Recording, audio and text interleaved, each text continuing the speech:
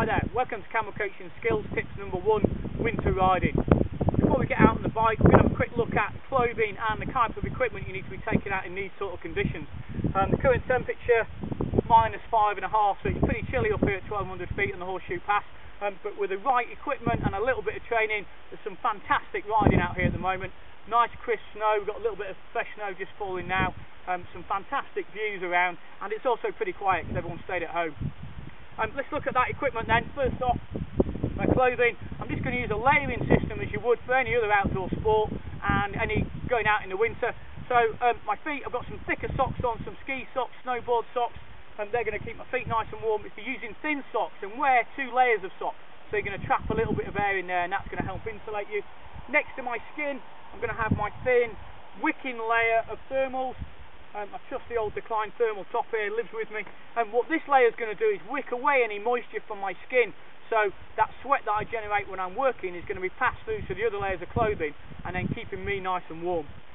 On top of that, we've got that mid layer again. What this is going to do, a little bit of a thicker fleece, again this is going to absorb some of that moisture but also provide an air pocket. I can warm up that air, and that's going to again insulate me from these cold temperatures that are here. And then super important, the outer layer, I've got my windproof and waterproof top and bottoms. You really don't want to be going out in shorts in these kind of conditions and temperatures. On my hands, I'm going to wear some winter gloves, good winter riding gloves, windproof and waterproof. If you don't have those, then go and dig around in your garage or up in your loft. An old pair of snowboard gloves, ski gloves, any type of winter glove that's got fingers are going to be useful for riding. Try not to wear mittens, they're not going to allow you to control the bike and actually going to cause you more issues than they'll solve. On my head, I'm going to wear a thin hat underneath my helmet. It's the extremities that are going to get cold to start off with, so my ears, my fingers, my toes are going to get incredibly cold to start off with until my inner core starts generating some heat and pumping that warm blood back around the system. So thin hat on my head, probably going to wear a buff around my neck, and again I can pull this up if the wind picks up and the snow really starts falling. And that's it really gear wise. I've got my normal tools and spares in my bag, and look, the other equipment I'm going to carry I'd probably normally take anyway, but especially in these sort of conditions you really should have that. For my own comfort, little flask, nice cup of coffee always cheers me up, keeps me nice and warm. I've got some spare food, so I've got some fruit loaf there, mule bars, big fan of those, but any type of energy bar will be useful. Mars bar will do if that's all you've got.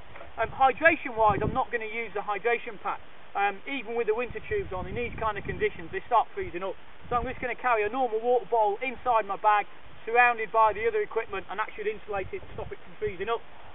Also in the bag I've got an outkit head torch, just in case things are going to get dark here about 3-4 o'clock, so just in case I get delayed and have an issue, I've got a bit of torch with me. I'm going to carry some spare clothes, so I've got another thicker thermal top in there, a thicker woolly hat that's going to keep me warm should I have to stop for any reason. My trusty old first aid kit, and we're going to carry either a bivvy bag or a group shelter depending on how many people go out, but some sort of shelter so I can get out of the wind and away from the elements if I get delayed for any sort of reason.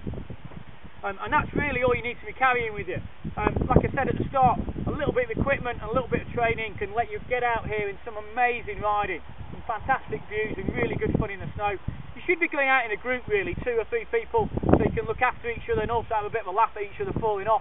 But there's no reason with the right equipment why you can't go out on your own. Pick a nice easy trail, but always try and make sure someone knows where you're going. What I've done today is I'm going to carry my phone with me, and I've got a friend who lives locally. I'm going to give them a call before I go out, and I'm going to give them a call when I get back so they know I'm back safe. If I don't ring back by a certain time, they're going to come and have a look for me, and they can summon some other assistance if I need it for whatever reason.